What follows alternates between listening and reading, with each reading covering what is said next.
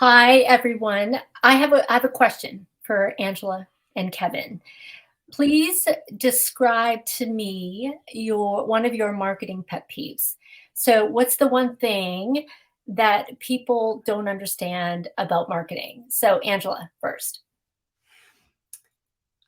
Thanks, Tessie. It's great to be here today. I would say my number one pet peeve is when people say, I don't need marketing yet for an early stage startup. Over That's to you. perfect. Kevin. Yeah, there's an old Chinese proverb that says, chase two rabbits, catch none. And so my pet peeve is when they do start marketing, they just do everything. We market to everybody, we use every channel, we use every tactic, we throw everything against the wall to see what works. And then we don't really understand what actually works. That's perfect. So I'm going to remove Angela and Kevin right now because I want to dive deeper into this topic with them later on.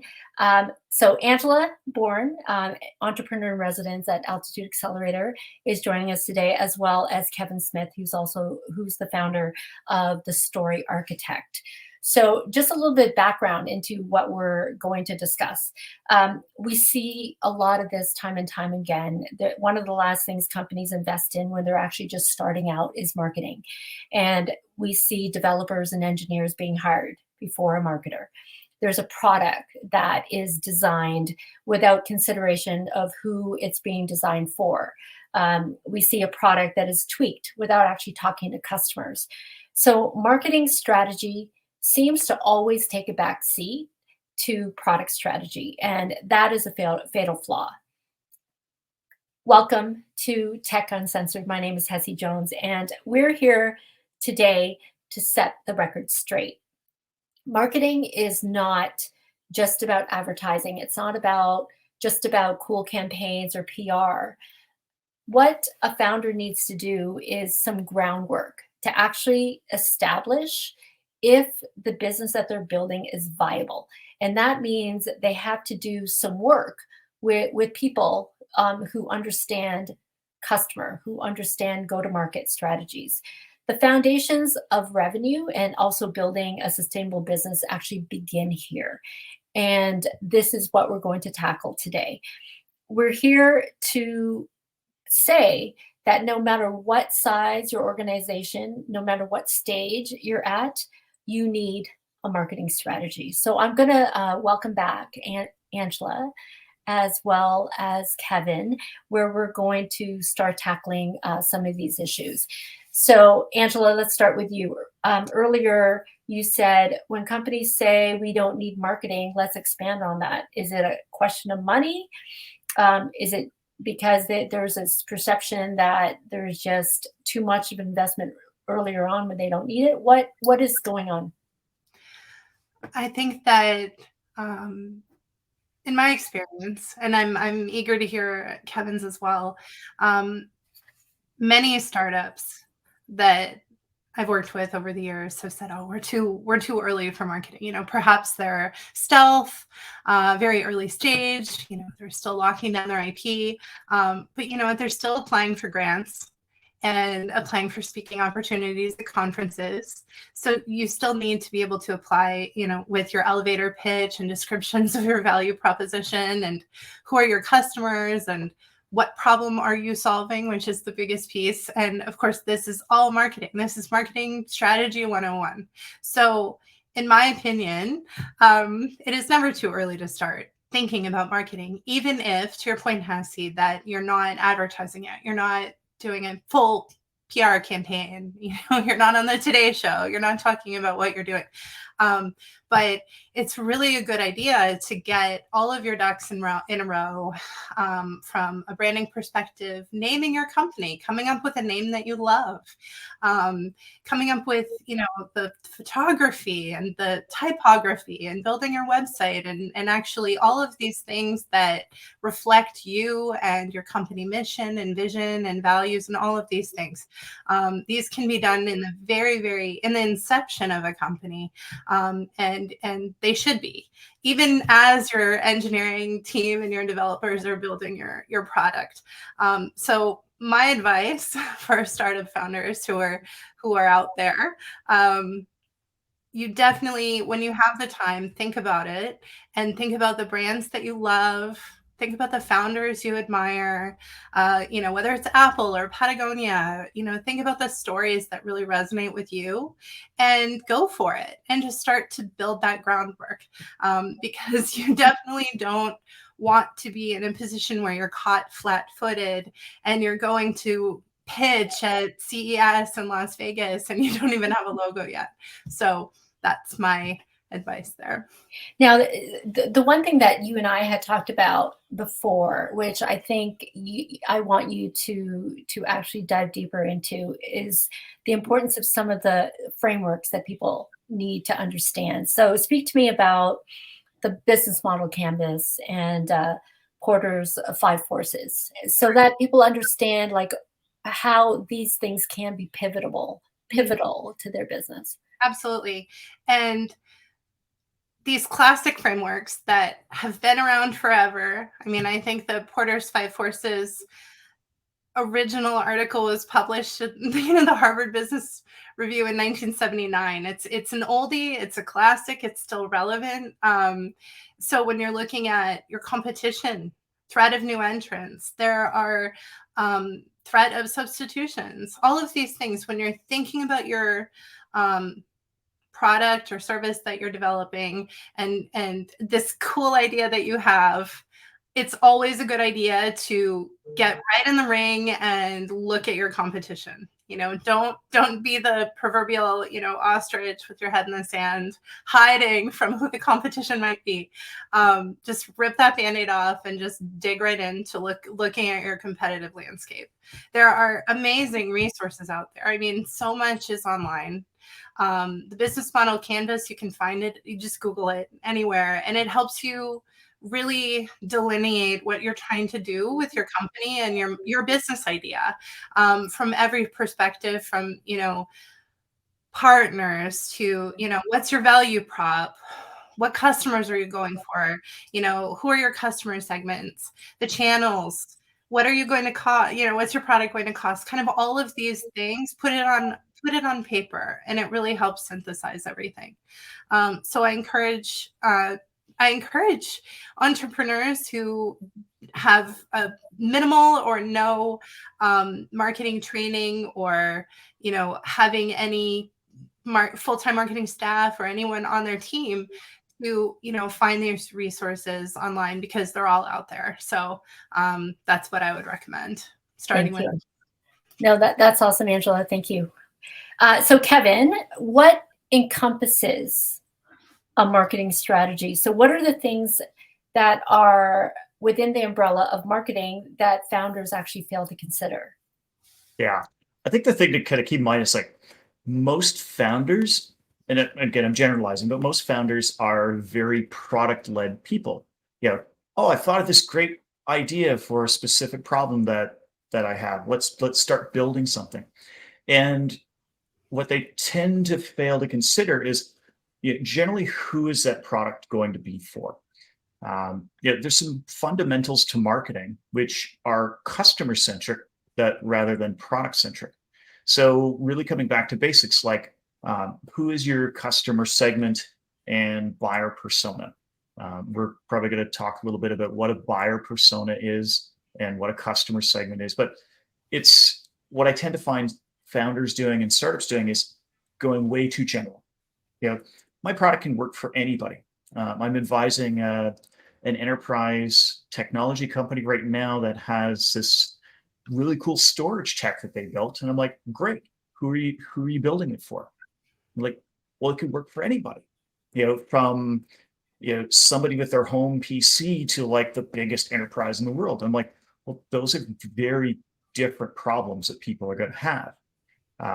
The next kind of foundational piece is understanding this concept of the buyer's journey. And I spend a lot of time thinking about the buyer's journey, because that's how your customer is going to try and solve their own problem. They have a path that they're going to walk on.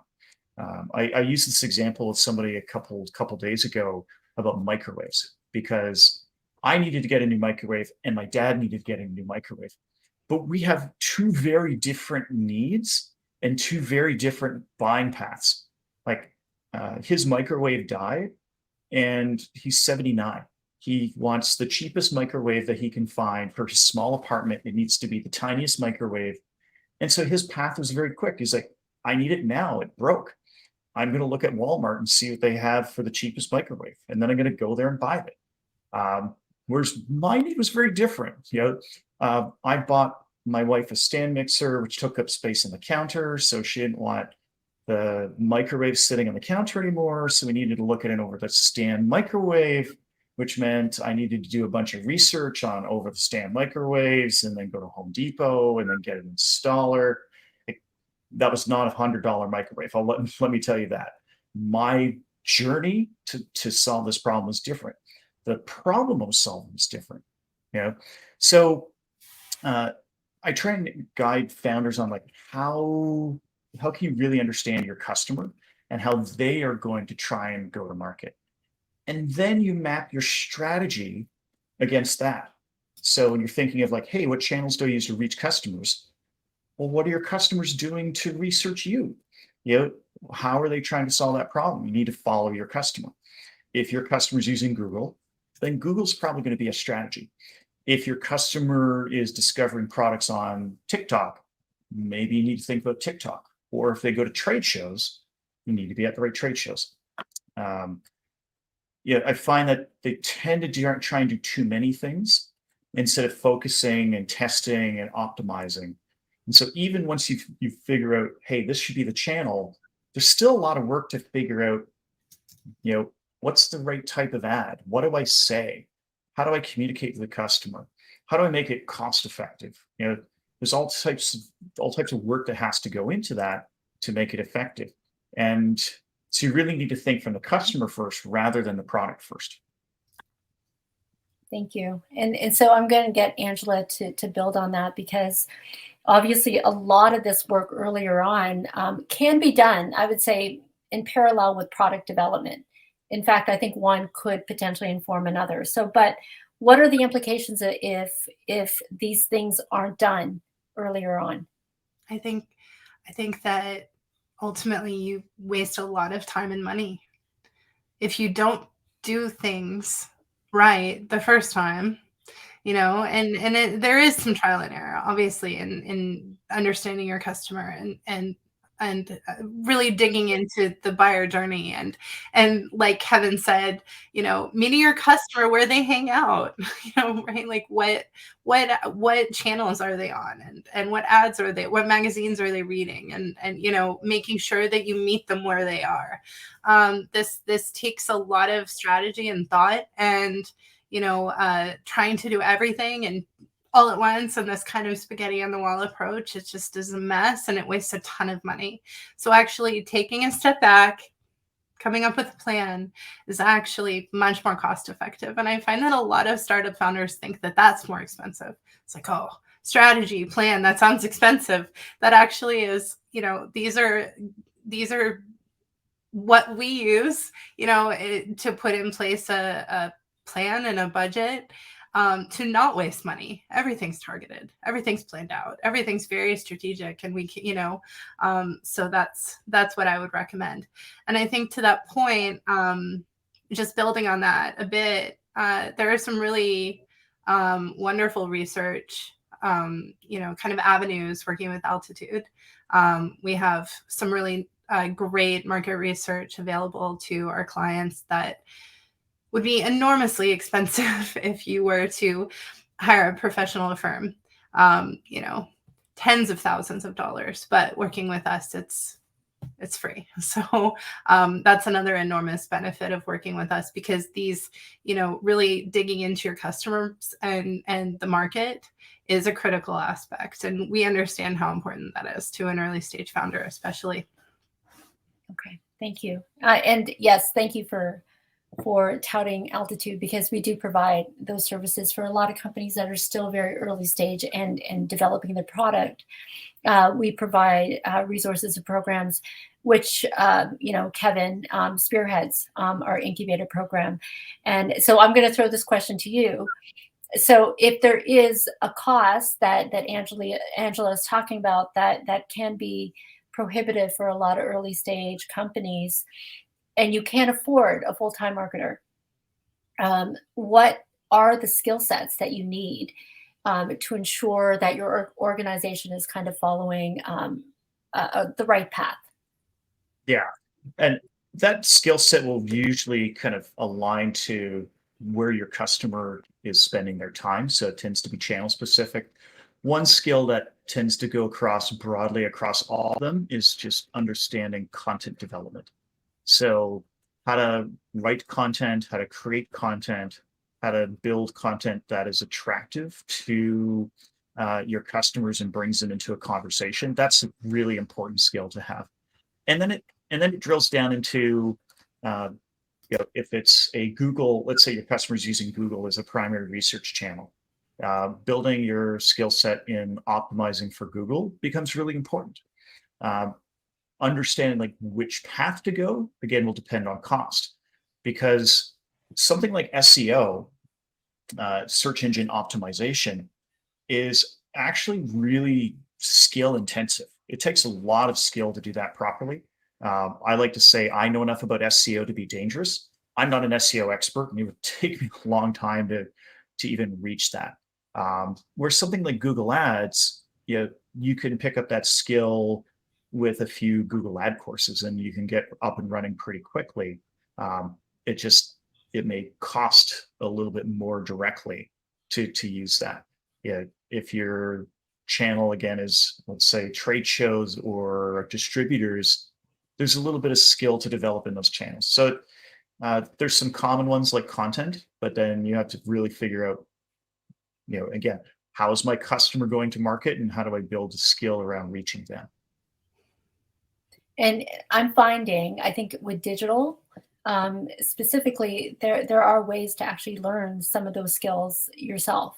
I know it does take time, and there are people that are really good at those verticals, but I think with I would say democratization of some of the education around this stuff, it's accessible to anybody at a fairly reasonable cost, right? Yeah, and one of the things that founders can look at doing is maybe that's a reason to recruit a marketing co-founder, or to hire like a fractional marketing expert in that particular field.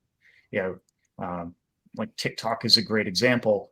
That there's a very powerful channel, bit of skill to understand how to use it effectively. And if you bring in a co-founder that already has those skills, then your team is going to be that much more effective at connecting with customers. Perfect. Okay.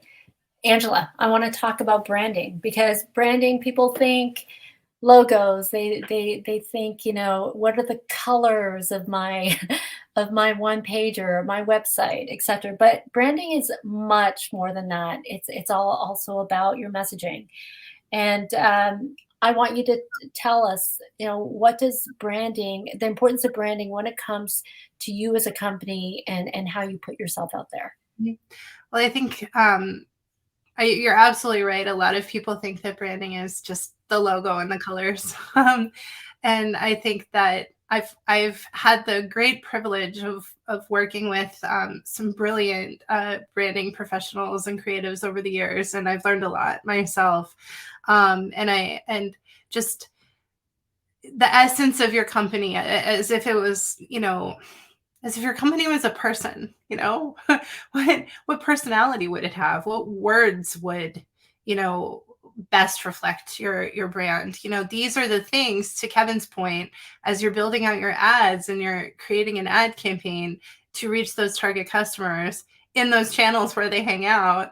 What are the ads that will resonate with them and capture their attention? I mean, I'm a marketing person, so I see ads and most of them just fly right by me. But then one out of, I don't know, 1,000 just makes me stop in my tracks and say, that's brilliant. And they did it. Whatever magic, the potion that marketing team came up with, they landed it. And, so I think that the combination of, really understanding your brand from a perspective of who do you want to be when you grow up? What vision do you have that you want to be putting out there in the world?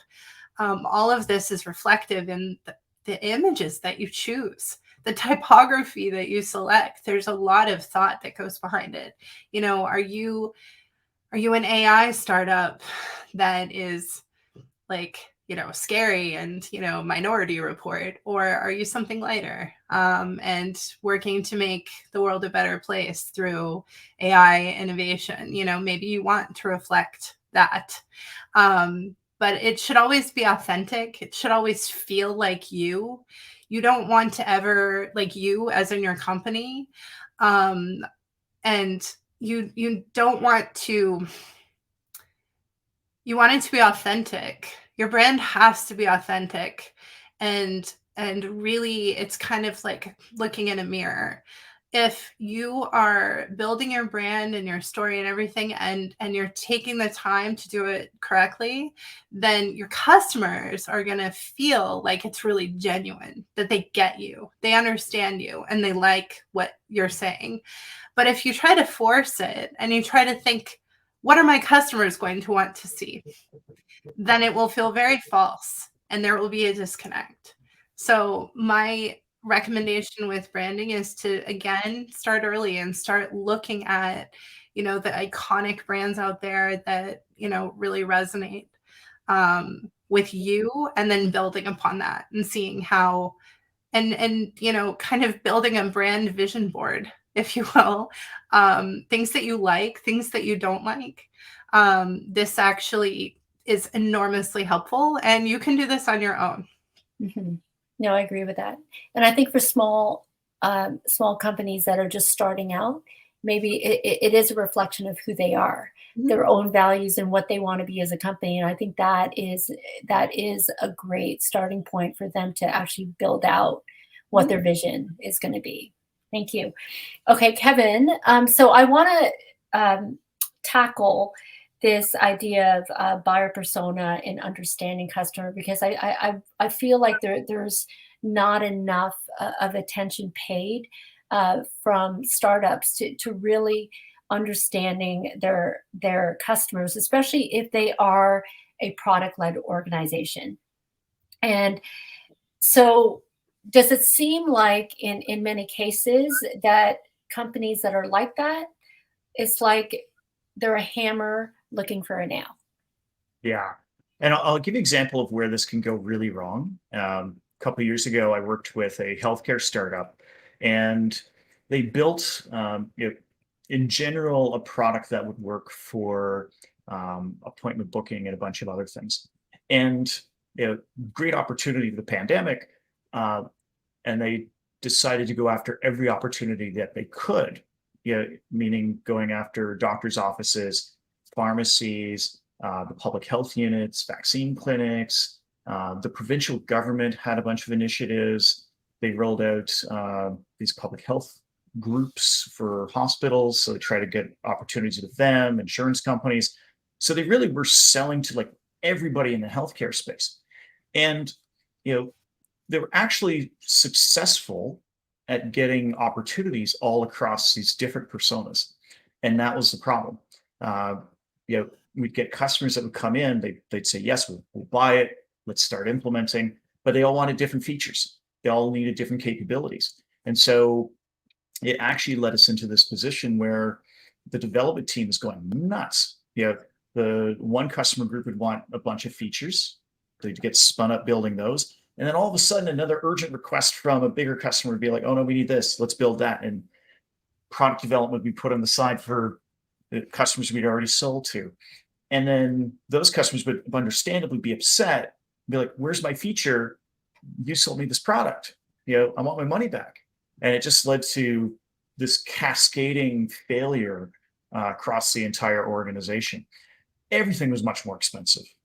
Trying to market to customers, we had to go to every show, pharmacy shows, doctor shows, hospital shows. We needed to hire really expensive sales, account people that could get into all these different groups, marketing across different industry associations. It was just all over the place. And so the costs were just totally out of control. And again, it was one of these things. We had this great product. Let's sell it to everybody. But it actually blew up because you couldn't get any traction. I want to compare that to another company I worked with that had this dental health product. And what they did is they did focus. They were selling it to dentists, but they made a fundamental assumption about the pain point that the dentist had just by assuming it. They're like, hey, dentists care about customer service. If the filling fails and their patient's unhappy, they don't like that. And I said, okay, that's a good assumption. Let's test it. And what I actually did is I picked up the phone, called some dentists, and I talked to them. And you know what I learned? Your dentist doesn't care about customer service. They don't.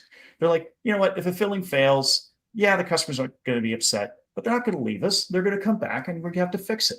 And that's what I'm upset about. I'm losing money because I'm not getting paid for that rework. They were really concerned about practice efficiency. And, just understanding the pain point better help that team, market the product better, but actually help them build a better product. Like they were actually to build in like tracking and features around practice efficiency that made the product a stronger product and made them more successful. That's perfect. I want to take this down a different road with Angela, because building something that scales, that's amazing. Most companies that have successfully built for, let's say, one audience will find multiple ways to actually sell it. But I seem to think that if that works, it can work in a later stage enterprise, but not necessarily. So you could still build a product for a very tightly niche audience and still be very successful. So let's talk about that, Angela. Sure. So building on the conversation about, buyer personas, and how critical this is, and talking to your customer and really understanding what their real pain points are and not making assumptions, as Kevin was just talking about. You think you know what their problems are and you don't. And then you need to talk to them and figure it out, and they'll tell you. And you'll get a lot of really good information. And similarly related, buyer personas, lots of really great frameworks out there. I think that one mistake that people make when they're thinking about buyer personas is they're just thinking about demographics. We're selling to women age 35 with 2.4 kids and a dog, and right, that's it. But what you really need to tap into, and I would even argue that psychographics are way more important than, I think that they really need to be prioritized when you're building your buyer persona, because your ideal buyer may not look alike in terms of demographics, but rather their deep psychological need for your product resonates with them, so this is, of course, why segmenting and targeting and positioning is absolutely essential. One of my favorite examples is, an Hermes Birkin bag, classic, has been around for decades. And you will see movie stars in Hollywood carrying this bag, and then you'll see, in their 20s, LA, and then you'll see a sophisticated, 85-year-old grandma in Paris, same bag. So I think that she may have bought it a little earlier, but, same emotional need to own this bag. So that always really stuck with me. So that when you're thinking about buyer personas, there are also a lot of really great frameworks out there to really tap into the psychology of why people need you. They need your product, and shape your ads around that story. That would be some advice that I have. That's perfect. Okay, we have time for one last question. So I'm going to ask each of you, what is the one piece of advice that you would give to startup founders who say, hey, I've got a cool idea. I want to change the world. Kevin, let's start with you. Yeah. My advice would be pick up the phone and talk to 10 real customers first and validate that they have the problem that you think they have. It's one thing that I see most founders almost allergic to doing is picking up the phone and talking to people. And I'll run some workshops where we'll do customer discovery, and half of the founders will come in, they'll do it, and they'll learn some really cool things. And then the other half of the founders will say, well, I didn't get a chance to do customer discovery because I was out building the product. And the ones who spend time talking to customers actually end up building the better product. Perfect. Thank you. Angela, you have the last word. My advice is related. Are you, when talk to your customers, but are you solving a real problem that causes enormous pain for people? And are you building a product or service that people absolutely need and they're going to pay for it? Or, and this requires some self-reflection, right? Really be honest with yourself. Did you invent a cool thing and you're trying to hunt for a problem to build a business around it? Really being honest with yourself in the very beginning and, you know, the early stages of your company will save you a lot of time long term. Thank you so much. Okay, I think that's a wrap. That's all we have time for today. I thank you both, Kevin and Angela, for joining me and for everything that you do to support a lot of these emerging startups. It's well, appreciated. So for our audience, if any of you have ideas for topics that you want us to cover, please email us at communications@altitudeaccelerator.ca. Right now, we are accepting applications for our incubator and investor readiness programs in March. So please go to our website, altitudeaccelerator.ca, for more information. And next week, we're going to tackle the topic of the art of pivoting. So please join us then. In the meantime, have fun and stay safe.